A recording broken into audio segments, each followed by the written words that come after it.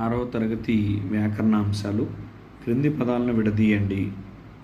శుద్ధ ప్లస్ ఆత్ముడు శుద్ధాత్ముడు. శుద్ధాత్ముడు ఇచ్చాడు, విడదీయమన్నాడు. శుద్ధ ప్లస్ ఆత్ముడు.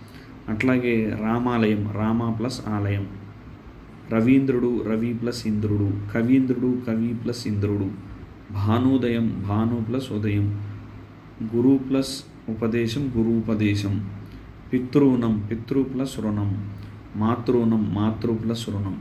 ఇది చాలా ఇంపార్టెంట్ టాపిక్ అండి. సవర్ణ దీర్ఘ సంధిలో మోస్ట్ ఇంపార్టెంట్ ఎగ్జాంపుల్స్ ఇవి. మాతృణము, పితృణము ఇవి చాలా ఇంపార్టెంటు. పితృ ప్లస్ రుణము, పితృణము సవర్ణ దీర్ఘ సంధి. మాతృ ప్లస్ రుణము, మాతృణము సవర్ణ దీర్ఘ సంధి. ఇవన్నీ సవర్ణ దీర్ఘ సంధి పదాలే.